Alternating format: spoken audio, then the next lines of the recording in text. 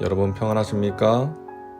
오늘도 말씀과 함께 주님의 은혜 가운데 거하시기 바랍니다. 오늘 말씀은 이사야 51장 9절부터 23절입니다. 오늘 본문은 암울한 상황 가운데 있는 이스라엘에게 사람을 두려워하지 말고 그들을 구원하실 하나님을 바라볼 것을 말씀하는 내용입니다. 이스라엘은 자신들이 멸망당해 포로 생활을 하고 있는 것이 하나님이 자신들을 버렸기 때문이라고 생각했습니다. 그러나 하나님께서는 결코 그들을 버리지 않았고 여전히 약속을 지키기 위한 신실함으로 그들을 붙들고 있다고 말씀하셨습니다. 아브라함에게 복을 주어 창대하게 하신 것처럼 이스라엘에게 복을 주시고 시온을 에덴 동산같이 바꾸실 것이라고, 더 나아가 온 열방에 하나님의 공의와 구원을 세울 것이라고 선언하십니다. 이것이 우리가 어제 본 51장의 상반부의 내용이었죠. 하나님의 이런 선포에 이스라엘은 하나님께 외칩니다.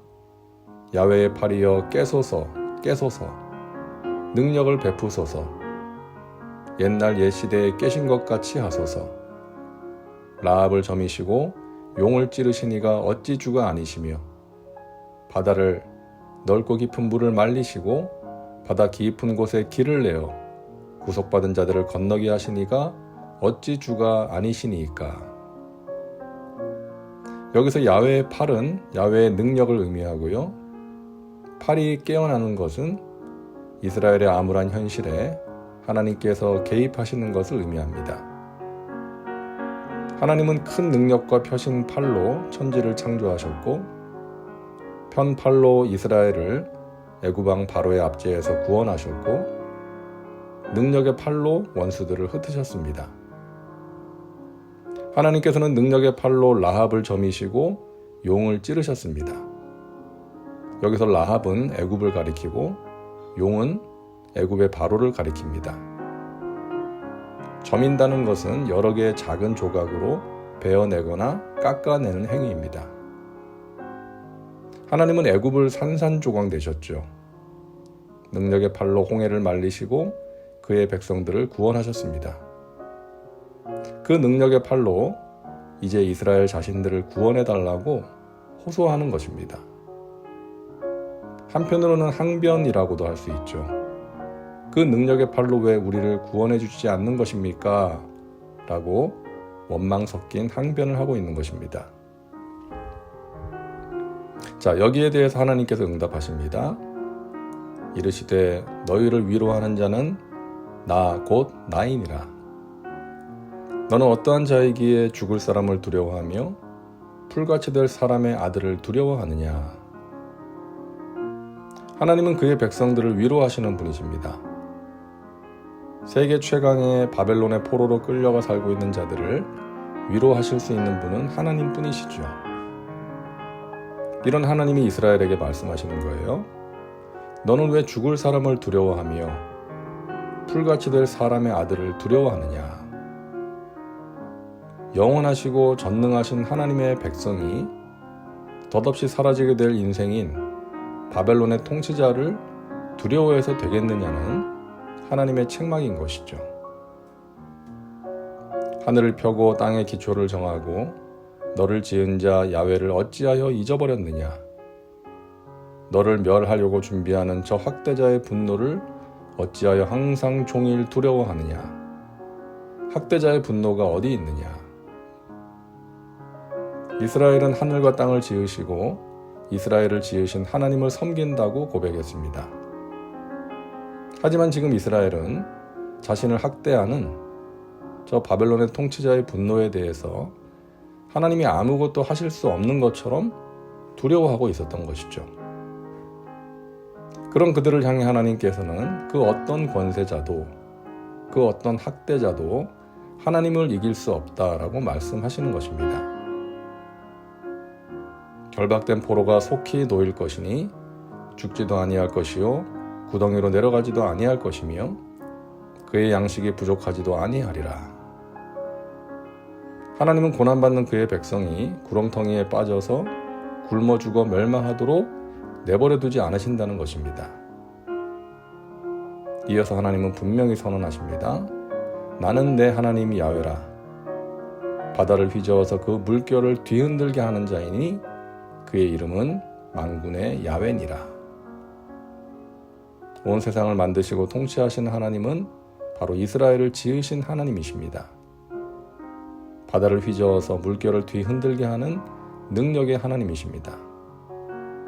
그 하나님께서 이스라엘을 애굽에서 탈출시키신 것처럼 바벨론에서도 탈출시켜 주실 것입니다. 이스라엘이 멸망당하고 고난당하게 된 것은 하나님 탓이 아닌 그들의 탓이었죠. 그들의 죄악 때문이었습니다. 야훼의 손에서 그의 분노의 잔을 마신 예루살렘이여 깰지어다 깰지어다 일어설지어다. 내가 이미 비틀거름치게 하는 큰 잔을 마셔 다 비웠도다. 이스라엘은 하나님이 잠드셨다고 생각했죠. 그래서 하나님 일어나세요. 큰 능력의 팔로 우리를 구원해 주세요 라고 항변했던 것이죠. 그러나 하나님께서는 이스라엘이 잠들었다고 깨어나라고 말씀하십니다. 그들은 하나님의 손에서 진노의 잔을 마셨습니다. 바벨론을 통해 그들을 징계하신 하나님의 진노로 인해 그들은 비틀거리고 잠들어 버렸습니다. 그들이 고난당한 것은 야훼의 팔이 잠들었기 때문이 아니라 그들이 야훼의 진노의 잔을 마셔 쓰러졌기 때문입니다. 사람들은 고난을 만나면 하나님 탓을 합니다. 왜 나에게 이런 고난을 허락하시냐고. 하나님 어디 계시냐고. 날 사랑하시는 게 맞냐라고 항변합니다. 그러나 고난을 만나는 이유는 하나님 잘못이 아닌 자신의 잘못 때문일 때가 많습니다. 그러므로 고난 앞에서 자신의 모습을 살펴야 하는 것입니다. 이제 하나님께서는 그들을 깨우기 위해 그들에게 마시게 했던 진노의 잔을 거두어 가실 것이라고 선포하십니다. 그러므로 너 공고하며 포도주가 아니라도 취한 자여 이 말을 들으라. 내 주 야훼 그의 백성의 억울함을 풀어주시는데 하나님이 이같이 말씀하시되 보라 내가 비틀거름치게 하는 잔 곧 나의 분노의 큰 잔을 내 손에서 거두어서 내가 다시는 마시지 못하게 하고. 여기서 하나님은 그의 백성의 억울함을 풀어주시는 하나님이라고 소개됩니다. 하나님께서는 이스라엘의 억울함을 풀어주실 것입니다. 그들에게 마시게 했던 진노의 잔을 거두시고 그들을 회복시키실 것입니다. 그들의 고난이 끝나고 상황이 역전될 것입니다. 그들이 마셨던 진노의 잔을 이제 그들의 대적들이 마시게 될 것입니다. 사랑하는 여러분, 하나님이 깨어나셔야 할 것이 아니라 우리가 깨어나야 합니다.